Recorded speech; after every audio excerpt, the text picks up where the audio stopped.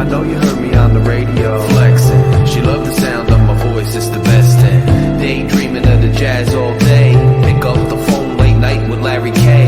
I know you heard me on the radio. Flexing, she loved the sound of my voice, it's the best thing. Daydreaming of the jazz all day. Pick up the phone late night with Larry K.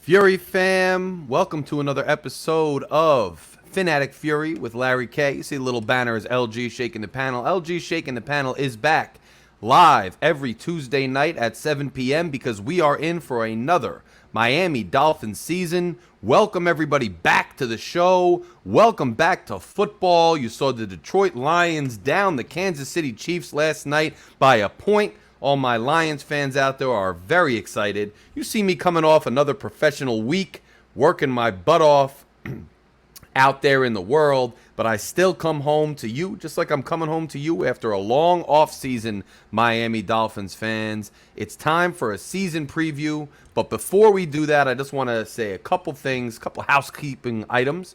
Number one, memberships are open. Memberships are available. If you want to be an official member of the Fury fam, click on Become a Member right here and join up. There are different perks. In fact, there's a video right now, which is the pilot episode of In the Blender with Shake Money, the pilot episode where I was recording with Shake, and we were trying to figure out all the kinks and iron out the show, which became an epic show this offseason. Shout out to Shake Money.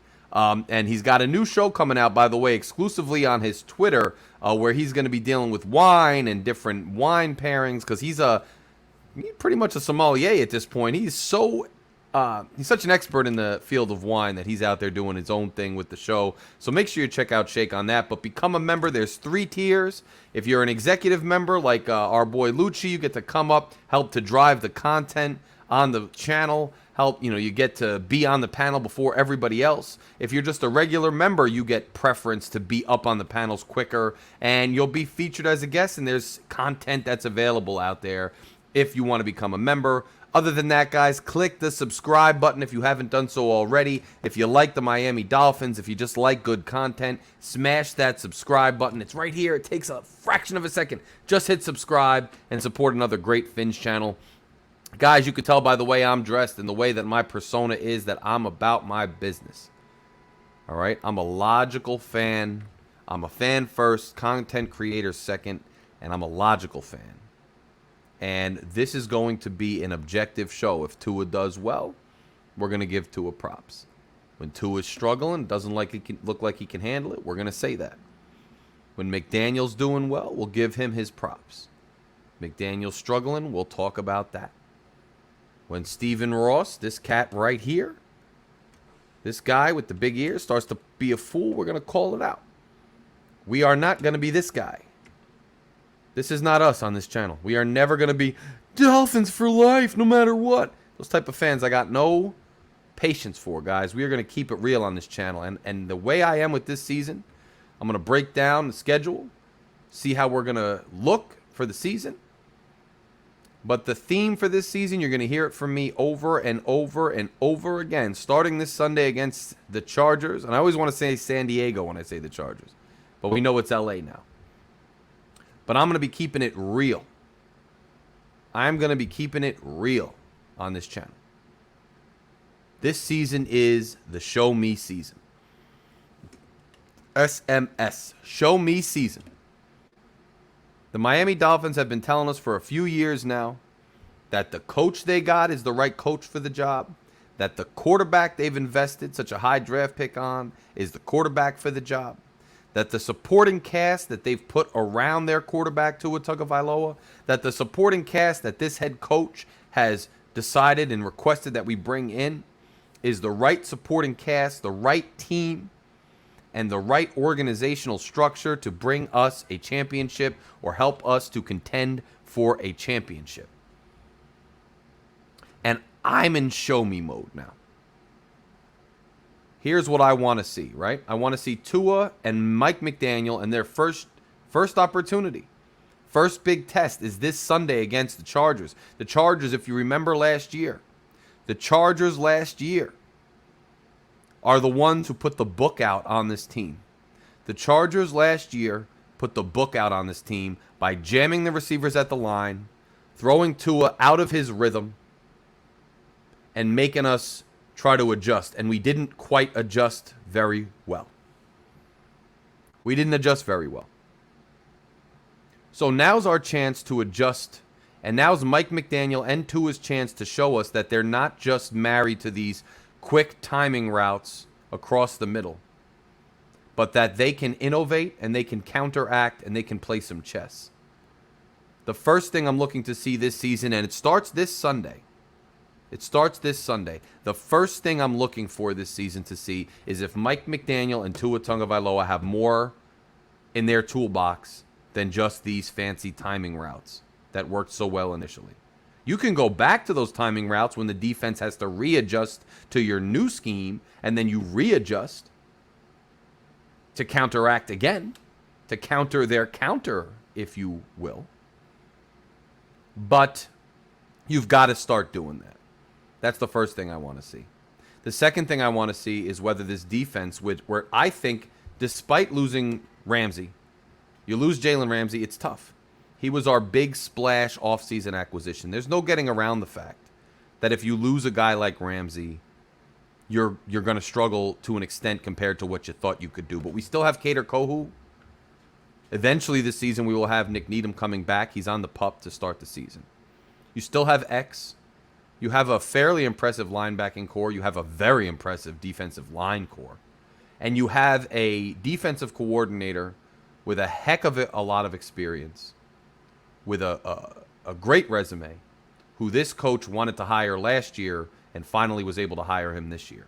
So the second thing I want to see is whether this defense can complement this offense, and this defense can get the stops where needed, can apply a pass rush where needed, and can create takeaways where needed to feed into this offense and allow this offense to get to work. The only way to be a true championship contender, and when I say championship, folks, I don't just mean Super Bowl. To me, an AFC championship is also coveted. I know people want to poo-poo AFC championships now, because it's all about the Super Bowl. I agree. And no one wants to lose the Super Bowl. You lose the Super Bowl, it feels like a loss. But winning the AFC championship and getting to the Super Bowl, the pageantry that's involved, the legacy that's involved, it's hard to win the Super Bowl.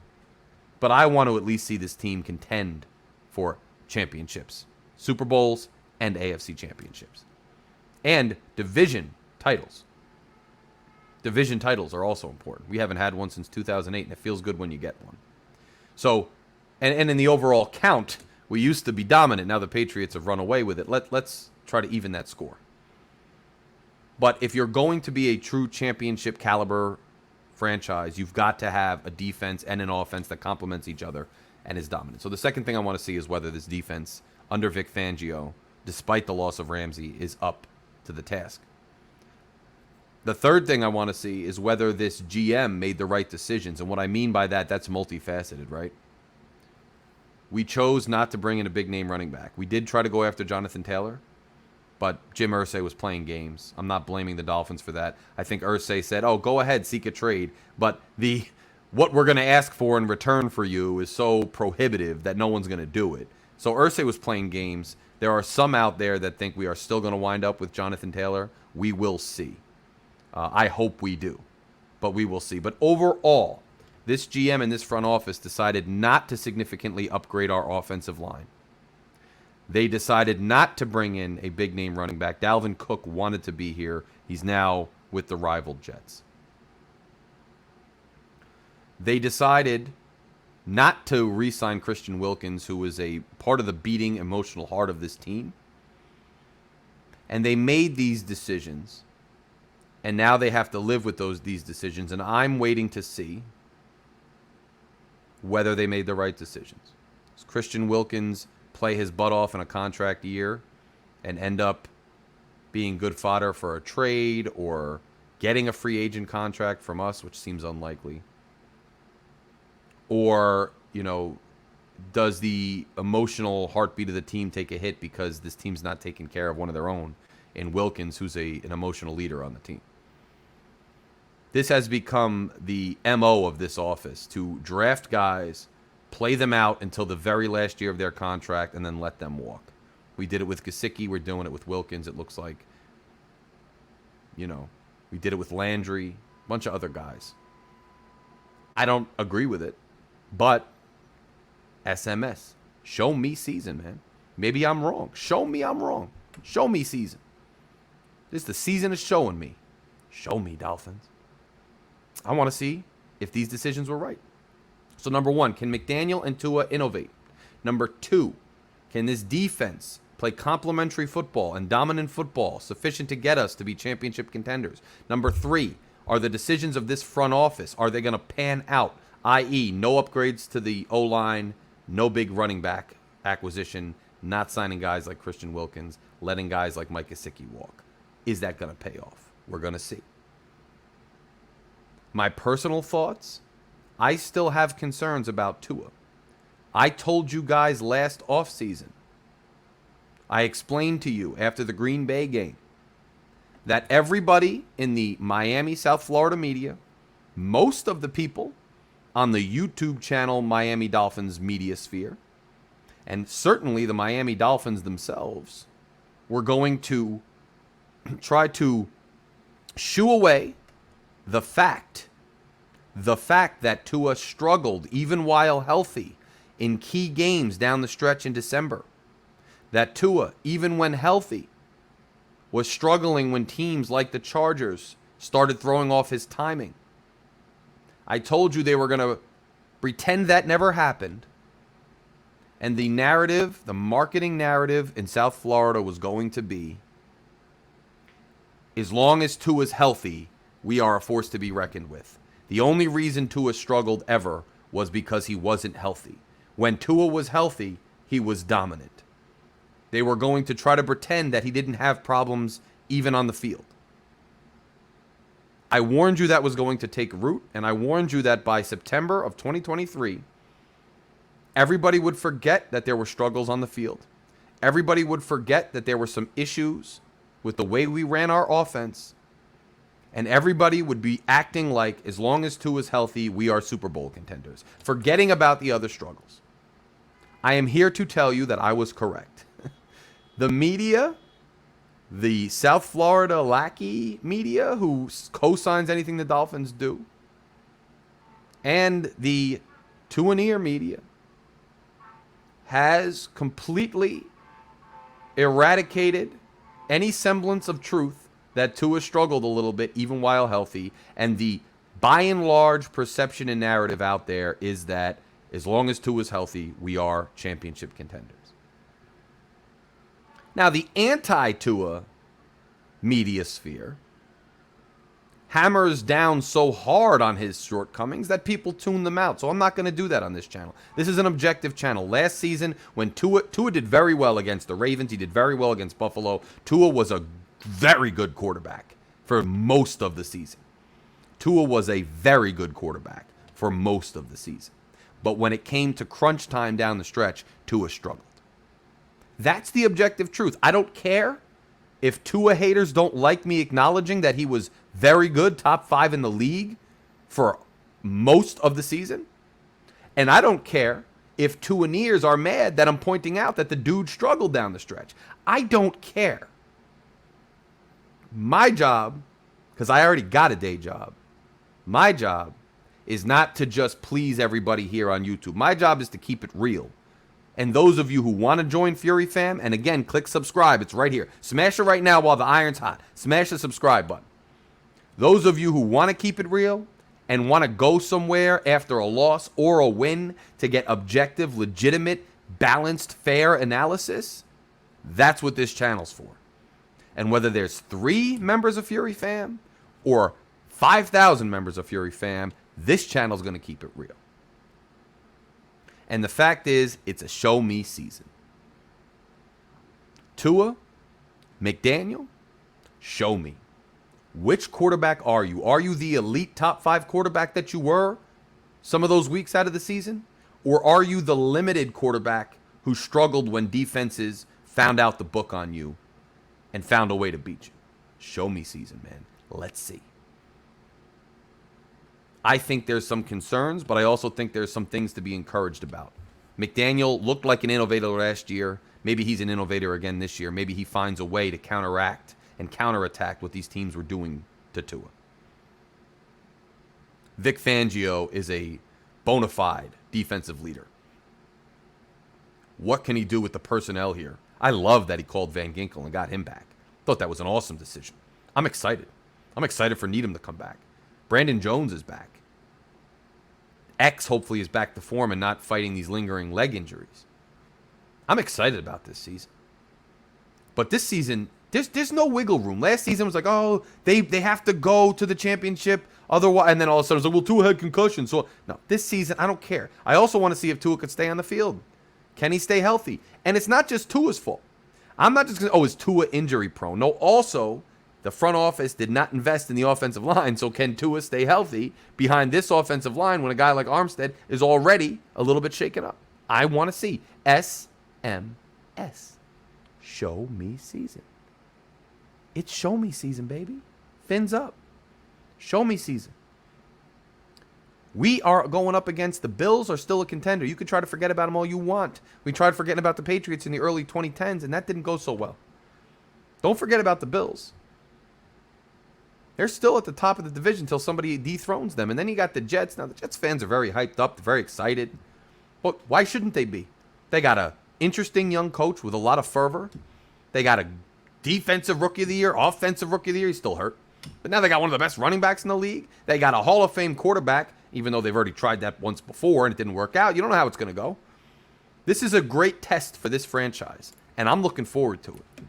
And I'm hoping we have a great winning season. Fins up. Let's go through it game by game and give my predictions. This week, Dolphins at Chargers in California. Cross-country trip. A team that wants to beat us. A quarterback that wants to have a rivalry with our quarterback. Our quarterback wants to beat him. That'll never go away. They can say all the right things. It doesn't matter. They have a rivalry. They know what's up. They were drafted next to each other.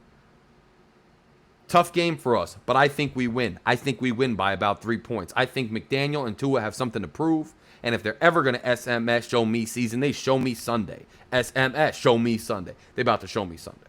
I think we pull out a win. I think we start out with some scripted plays. They do. We go on a shootout back and forth. We hunker down on defense. They hunker down on defense. And then it comes down to the wire. I predict a win. 1-0. Dolphins at Patriots Sunday night. Patriots are not as good as they used to be. I don't believe in that quarterback. It's a night game. Gillette's going to be rocking, but I'll tell you what, it's not late in the year. Patriots got a little bit screwed. They don't get a home game late in the cold at night. It's going to be nice, mild weather. Nice weather for us to air it out, by all accounts, unless some crazy downpour happens. 2-0. Dolphins beat the Patriots. Broncos at Dolphins. 1 p.m. September. Now, we didn't get any early September games, but September 24th is no picnic in Miami Gardens, bro. It's going to be hot. The Broncos coming down from Colorado where the leaves might have started falling. Maybe some snow flurries. A little early for that, but you never know in Colorado. That thin air up there coming down to that humid, hot field in Miami. Miami on a roll. I still don't believe in the Broncos. I don't care what they did in the offseason. 3-0, Miami. Miami at Buffalo, October 1st, man. Buffalo is not going to be playing around. And I don't know how they're going to do against the Jets to open it up. I don't know how they're going to be feeling. But at home, with the Bills Mafia there, looking to clobber us, smack us in the face, looking to take us down to earth and slim down whatever division lead we may have, or if it's a tie to get ahead of us. We go into Buffalo 3-0. We come out 3-1. Giants at Dolphins, October 8th. Still a little hot in Miami. Early October, 1 p.m. Sun beating down on the visiting team. Giants having an average season.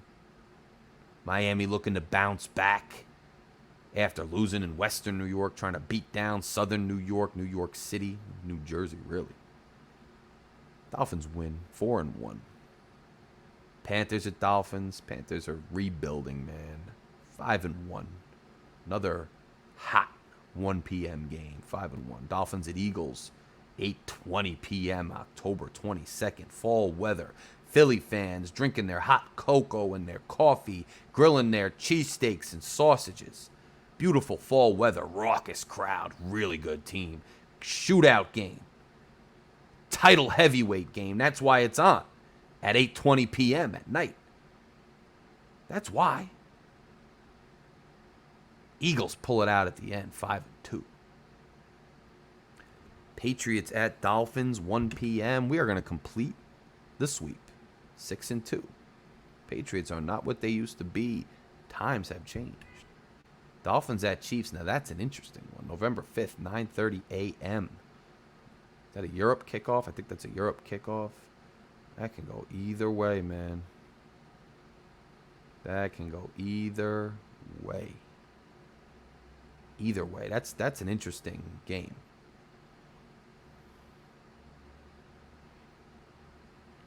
Really interesting game. I'm going to give us the leg up. I'm going to give us the leg up. Chiefs, I know they're going to be healthier when they play us then. But I think this is a season where the Chiefs have to face reality a little bit. There's some new sheriffs in town. I'm giving us the win. 7-3. Sorry, 7-2. 7-2. Dolphins beat the Chiefs. Raiders at Dolphins. And Raiders, mid-season to late season in Miami. The Raiders, 8-2. We win. Dolphins at the Jets.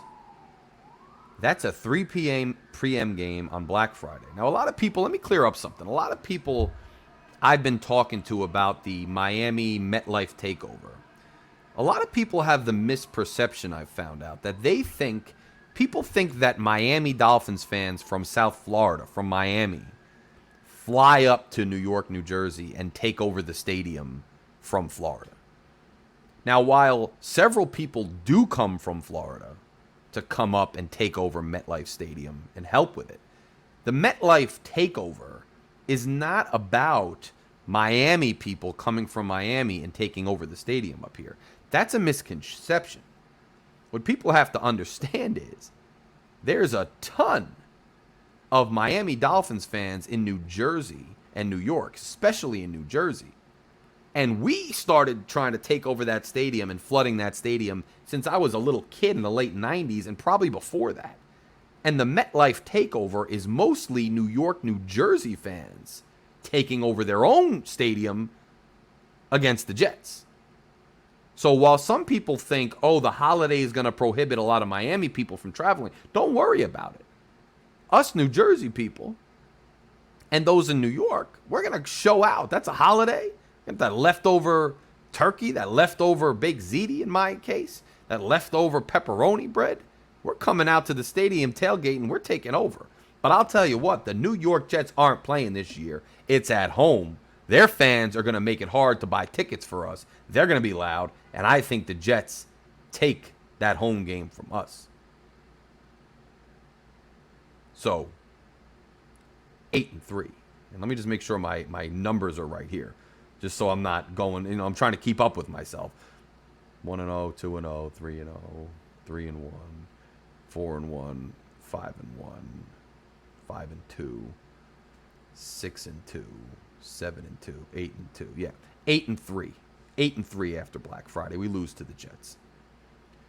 Dolphins at Commanders.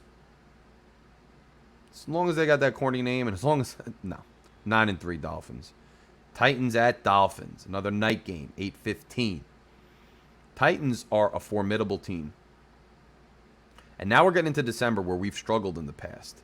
But it's home. And I think that the allure and the gloss is starting to wear off the Titans now. I don't think that they're going to be able to hold that tough, hard-nosed defensive style of football for any more seasons. And I think that's a Dolphins win.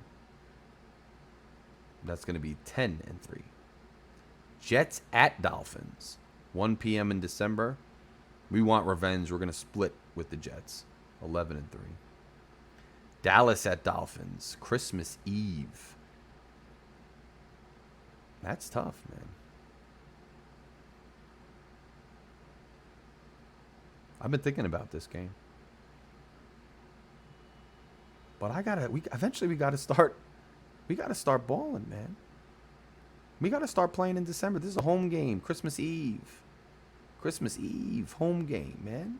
People are gonna have Santa hats, partying and all that. Tua's gonna have his little Christmas jig, man. We're gonna win that game. I think that'll be 11-3. Dolphins at Ravens, New Year's Eve. Ravens aren't playing with us this time, man. Ravens aren't playing with us. We beat them at home last time. They're not going to sleep in halftime this time. They beat us. They beat us this time. Okay, 12-4. Final game is the Bills at the Dolphins. If I'm saying they beat us in their house, even though it's January, it's kind of nice down South Florida. They're coming to visit us. There's a lot on the line. The division could be on the line. Playoff berths could be on the line. There's a lot going on. And I'm taking the Miami Dolphins. So despite my serious concerns about this team, when I look at this schedule, and this is not determinative of what any other team does, right? So the Jets could be just as good. The Bills could be just as good, and I have us splitting with them. They could be better or just as good. So it doesn't mean we're going to win the East. But looking at this schedule and keeping it real based on who's home, who's away, what time of day, I'm predicting this team goes 13-4. I have concerns about the O-line. I have concerns about Tua and McDaniel. I have concerns about a lot of things. But when you look at how strong this team is, if Tua stays healthy, if he and McDaniel could do a little more than just the timing slants, I'm giving the benefit of the doubt. And obviously it depends on injuries, and I'll adjust these predictions as the season goes on. But I see no reason why this team can't get to 13-4 and contend for a championship, which is why this is a show-me season. If I'm predicting that, and I'm not the most optimistic of Dolphins fans, if I'm predicting that, then there's a real chance it should happen. And if I'm predicting that and it doesn't even come close, then it's time to reboot and restart. Show me season. Show me you could go 13-4. The schedule's there. Sure, maybe I took a flyer on a couple games. And just gave us the benefit of the doubt on most of the games that were home where we were evenly matched teams. But I'm going to do that. The other thing to remember is that because I'm predicting 13-4, if we do lose an away game in California this Sunday, it's not the end of the world. If we lose some other random game, it's not the end of the world, because I think this schedule gives us a lot of wiggle room. Now, yeah, the Cowboys are a good team. They're a decent team. The Giants are a decent team. But we could beat them, and we should beat them. I gave us losses to the Eagles. I gave us losses to the Jets away and to the Bills away. The Chiefs I took a flyer on. The Chargers I took a flyer on. Those are really the only two teams I took a flyer on. And if you take them away, then we wind up at 12-6. Sorry, 12 and... Wait, no. If we take that away, if I'm predicting 13-4, we're going to go down to 11-6.